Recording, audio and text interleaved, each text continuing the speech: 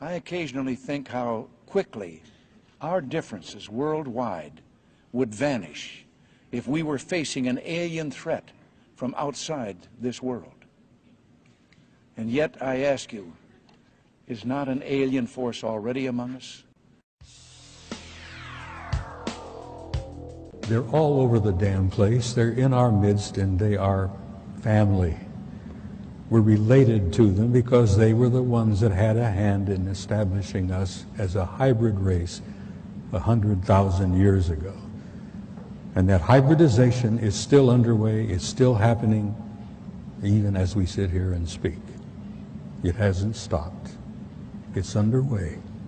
They have different agendas. Some of them are nice folks and some of them are not.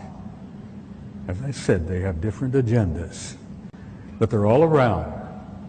The one in the upper left-hand corner there is another self-luminous object that moves all over the place. That object is over 2,000 miles long. It is an artificially constructed object, over 2,000 miles long. It's about 500 miles in diameter. Can you imagine a technology and a society that can build an object 2,000 miles long for 500 miles in diameter? Oh, this is an object that flew up and knocked the Soviet satellite out of orbit some years ago. The Soviets sent up a damn first-rate satellite. No one believed me, even from those few people that I was able to share this experience with, that this is true. But luckily, with the development of the ufology and many great people out there that are doing the research and providing the video evidence. So as you can see, this is on infrared. That is why his black and white is from STS-63, and they are trying to locate the Mir space station. They cannot locate the Mir space station because more than 100 objects are appearing and disappearing from the radar. Those are the same type of craft that I observed on the asteroid belt between Mars and Jupiter. And those are those balls of light that I was observing in those times, as you can see clearly, creating intelligent formation. And they wanted to take pictures of one of the moons. They wanted to take pictures of Phobos, one of the two moons of Mars. And while they were taking pictures, this object comes up from the surface of Mars, bumps the Soviet Phobos satellite, knocks it out of orbit, and it crashes. Next picture, please. What you see there is a picture of Phobos, the moon, and I mean artificial moon of Mars, and below it you see an object that the Soviets said measured roughly 15 kilometers in length. An artificial object near Phobos, the moon, 15 kilometers in length. Next picture, please. That's the moon, 12 miles in diameter. The Soviets planned to land on it. Well, someone else said, no, you're not going to do that. But that is a picture of Phobos, which they've all concluded is an artificial satellite. This photograph was taken by your own NASA Apollo 13 guys on their trip to the moon. It didn't work out too well. And many of you may have heard rumors about the story, but Apollo 13 had a small nuclear device aboard.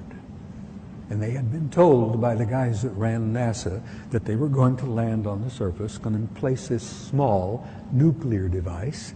And then when they all left and came back aboard and came back, they were going to detonate it and study the reverberations of this nuclear device, study the seismology of the moon, because they've been convinced for some years that the moon is basically hollow.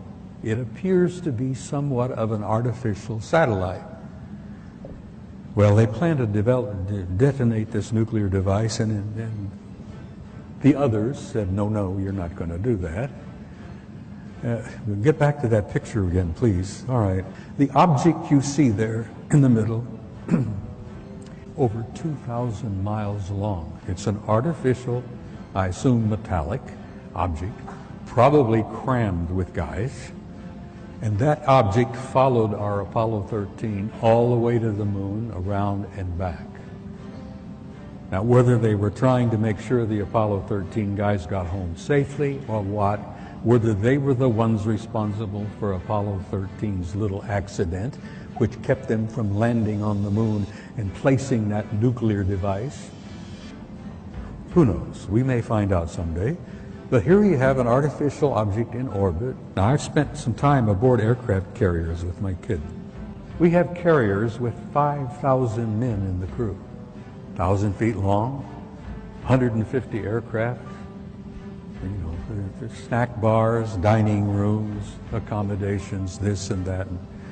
Can you imagine the accommodations on an object over 2,000 miles long? Next slide. It's the second photograph. Same objects, but a second photo in the sequence. That's the Big Mother, and I use that, no pun intended. There are other objects out there. There's a disc-shaped object, and then there's the other object. Then above it is the moon out there. But there's that one big object out there. I'm sure they got a crew of hundreds, maybe a couple of thousand. The ones I refer to as the others. I hate the term alien. I hate the term UFO. There are no UFOs. We've known what they are for years and years and years. Some of them are ours. Some of them are theirs. There's no unidentified flying objects out there. They're all identified. I've tried to impress upon you the seriousness of it, the seriousness of the cover-up and the lies they've been telling you, the importance of why you need to know as much as you can know.